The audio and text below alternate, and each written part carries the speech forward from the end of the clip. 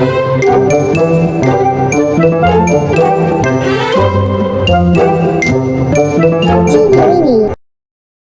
Hey kids! Welcome to story time. Let us see a story about the country mouse and a city mouse. A city mouse and a country mouse were cousins. The country mouse was simple, and lived inside a cozy log, by the side of a sunflower field. Life is simple in the countryside, and the mouse got by on a few sunflower seeds and wheat stalks, most of the days. Some days would be a treat, as he would get breadcrumbs and cheese left over, after the farmer's meal. A fresh bubbling stream, next to the log, had all the clean water he needed whenever he got thirsty. The city mouse would occasionally visit his country cousin, for a breath of fresh air and an escape from the hustle and bustle of the mechanized world, being accustomed to lavish varieties of food in the city. The simple country experience was a chance for him to unwind and go back to city hungry for more.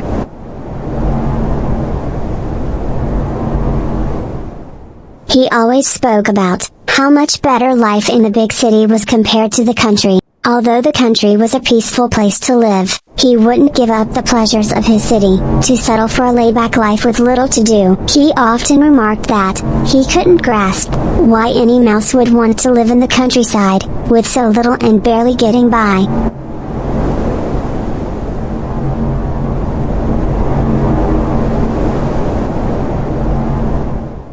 Since the country mouse had never visited the big city, his cousin suggested that he come stay with him and experience the city all for himself, and not just listen to his adventures and stories. The country mouse happily accepted his cousin's offer, as, after all, they set off at once for the city. Upon arrival, the country mouse was astonished at the size of his cousin's house. A 4-storied building with cast iron railings, white stucco pillars and massive doors, leading to endlessly long hallways. The brightly polished furniture, and oak floors, sparkled with the reflection of the ceiling's crystal chandeliers. After a tour of his upscale mansion, it was finally time for the country mouse to try out the delicious spread of food his cousin always gloated about. The country mouse gasped at the sight of the assortment of food left behind on the table. The humans were just done with their dinner, and there was so much to eat for the mice: cookies, jellies, meat cuts, fresh bread, and ice cream. They jumped in and buried themselves in the rich food. The country mouse stuffed his mouth with the delicious cakes. He was having the time of his life, with a full belly, and having forgotten what it's like to have little, most days, or starve sometimes. The world couldn't be a happier place. Suddenly there's a commotion at the other end of the dining hall, and the country mouse sees his cousin dash across the table, like his life depended on it, and dragged him away. He turns around, and to his horror, sees the biggest furriest cat he has ever laid eyes on in his life in pursuit. The overfed cat is also clumsy and fails to catch them at every corner and turn. At the same time, a mate steps in with a long broom, and beats the floor determined to squash them, with it barely missing the mice. Finally, they reach their hole in the skirting board at the end of the hall, barely missing getting clawed by the most vicious beast that is every mouse's nightmare. Haha, that was close, but wasn't it worth it? Exclaims the city mouse in glee. The country mouse is dizzy, but this time out of fear, as he almost got squashed and clawed to death. This isn't something a simple country mouse can live with every day, he thinks to himself, and leaves the city, having bid farewell to his cousin.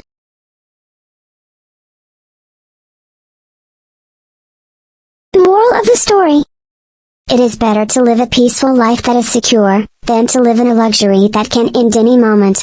Bye-bye. Hey kids! Welcome to story time. Let us see a story about the donkey in the lion's skin. Once upon a time, a very very long time ago, a donkey was passing by the jungle and found a lion's skin. Oh, look at that. A lion's skin. Said the donkey. Let me put it on. He said to himself. The donkey wore it on.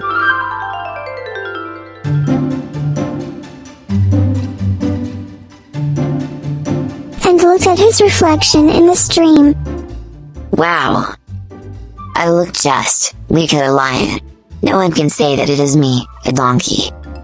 I should take advantage of this. The donkey then marched into the village, wearing lion skin. Seeing a lion in the village, the people got scared, and started running helter-skelter. The villagers left their stores open. The women dropped their baskets full of hay and fruits on the road, grabbed their kids, and locked themselves in. This is so much fun. Thought the donkey.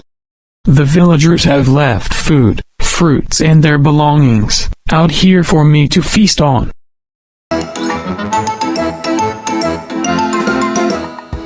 The donkey happily ate as much as he wanted to, grabbed the loot and went back into the forest. For the next some days, the donkey relaxed and enjoyed the food he had brought from the village. He wore the lion's skin, and once again marched towards the village.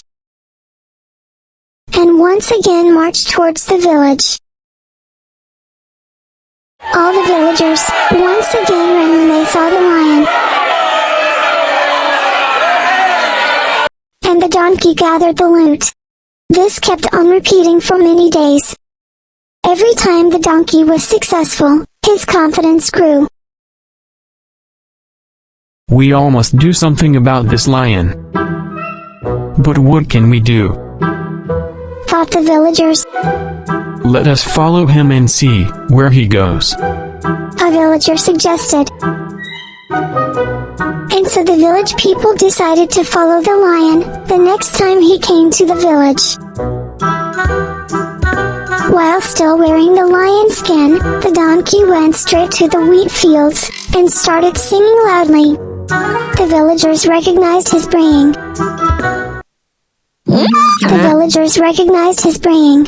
It is not a lion, it is a donkey, braying in a lion's skin. We must teach him a lesson. The villagers caught hold of the donkey in the lion's skin, and started beating him mercilessly. Moral of the story: one must genuinely be what they say they are. Otherwise, their true nature will start showing. Bye-bye. Hey kids! Welcome to story time. Let us see a story about the smart rabbit and the lion. Once upon a time, in a jungle, a ferocious lion used to bully the other animals in the jungle.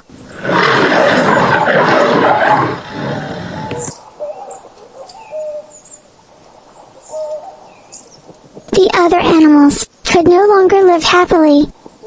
So they decided to meet and devise a plan to stop the lion from bothering them.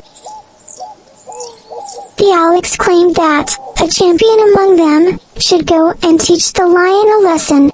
One of us should do something to control him, so we can live happily. The other animals cheered and clapped. But the tiger looked side to side. The elephant whistled. And the rhino continued reading his book. No animal volunteered to fight the lion. Then, a rabbit came, and said that he would fight the lion. I will fight the lion. other animals laughed, and thought that Rabbit had gone crazy. The following day, the word had spread that the rabbit was going to fight the lion in the lion's den.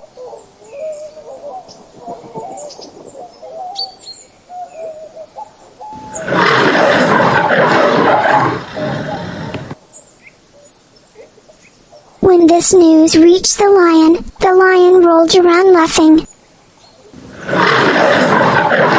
The next day, the lion waited in his den for the rabbit to come.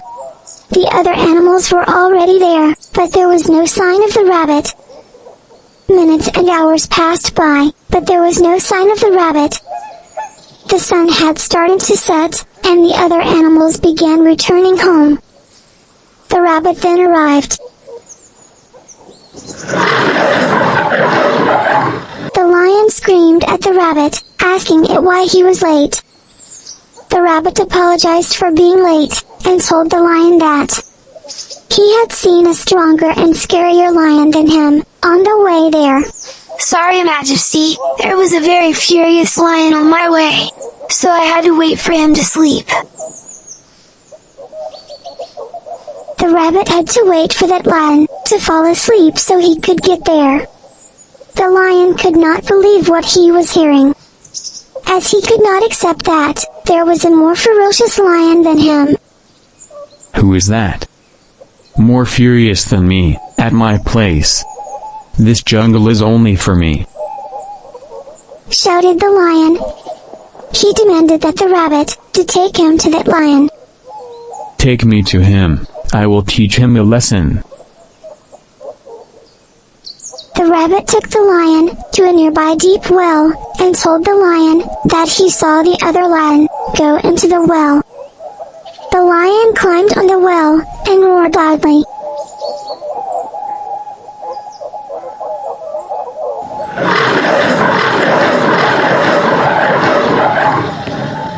His own reflection roared back at him, and since he roared inside the well, the echo came back 5 times louder. He thought the lion inside the well is more bigger than him, and more furious. So he was scared for his life.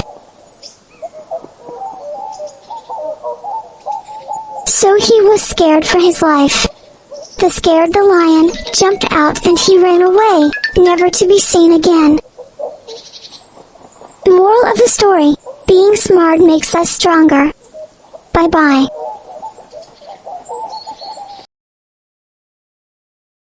Hey kids! Welcome to story time. Let us see a story about a wise deer and a coward. Once there was a dense forest on the sides of a mountain. Many kinds of animals lived in the forest. A deer was living with her 2 young ones. One day the deer leaves with her fawn for eating grass. The young ones wandered happily here and there. The deer followed her fawns.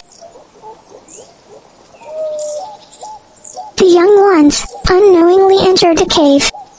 The deer was frightened. It was a tiger's cave. There were bones of dead animals all over the cave.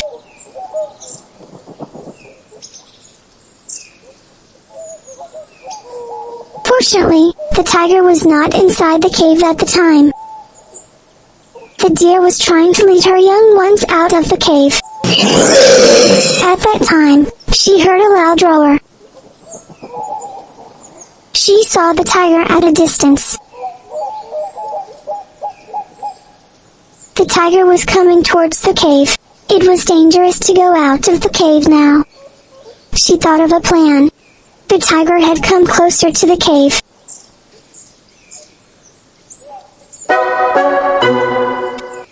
The deer raised her voice and shouted, "My dear young children, do not weep.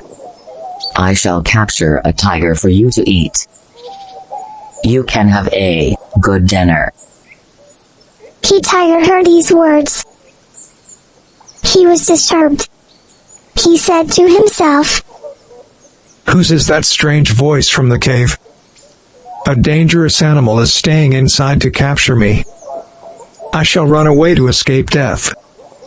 So saying, the tiger began to run away from there, as fast as possible. A jackal saw the running tiger. My friend, stop.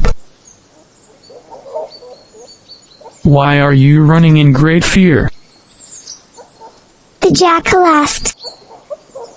"My friend, a powerful and fierce animal has come to stay in my cave. The young ones are crying for a tiger to eat.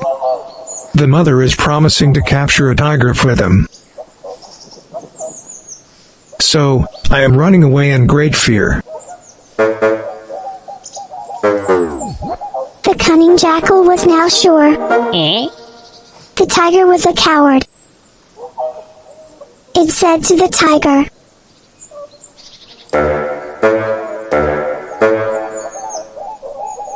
Do not be afraid. No animal is fiercer or stronger than a tiger. Let us go together to find out.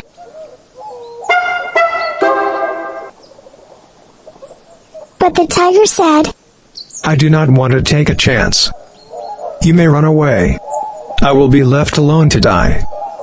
So, I will not come with you." The jackal said, Trust me. Let us knot our tails together. Then I will not be able to leave you. The tiger agreed unwillingly to this proposal. The jackal tied their tails in a knot. Now they walked towards the cave together. The deer saw the jackal and the tiger coming together. She again raised her voice. She shouted towards her children, standing inside the cave. My dear children, I had requested my friend, the clever jackal, to capture a tiger for us. Now look, the jackal has captured a tiger for us. He has tied the tiger's tail to his tail. This is to prevent the tiger from escaping. You will soon have the tiger for our dinner. The tiger heard this.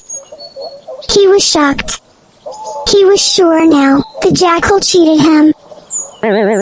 So, the tiger decided to escape from the terrible animal, standing inside his cave. He started running. He forgot about the jackal. He dragged the jackal over rocks and thorns. In the mad escape, the jackal was caught between two rocks. The tiger pulled with all his might. His tail got cut. The jackal was killed in this incident. The tailless tiger ran away to another part of the forest. The deer and her young ones left the tiger's cave. They joined their herd safely. The moral of the story: presence of mind and intelligence can save from dangerous situations. Bye-bye. Hey kids. Welcome to story time. Let us see a story about the tailless fox. Once there was a fox walking through the forest. He had a very furry tail. And he is so much proud of his beautiful tail. Suddenly it got caught in a trap. It pulled itself as strong as he could. After a very long and tough struggle it got free. But when it saw back, it realized its beautiful tail had been cut off and left in the trap. The fox was very embarrassed to look himself without tail. The fox was very sad for losing his furry tail. How ugly I shall look. Moaned the fox. Won't the other foxes laugh at me? The fox wanted to avoid other foxes laughing at him. Thinking hard, the fox hit upon a plan to save itself from being laughed at. It called a meeting of his friends and said, friends. We have our mouth to eat, legs to walk, eyes to see, ears to hear. Have you ever wondered why, after all, we carry these long tails?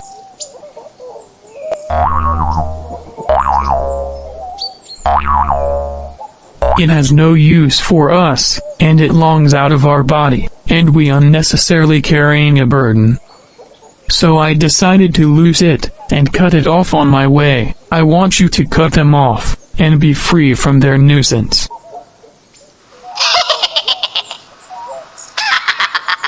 The other foxes also started to think to cut off their tail. Suddenly there came the wise old fox. He saw the fox's tail and he understood his plan. He laughed aloud and replied, You used to say that tails looked very fine, when your own was all right. Now that you have lost yours, you want us to lose ours too. The other foxes understood his plan and started to laugh at him. He was embarrassed and ran away from there as his plan could not succeed.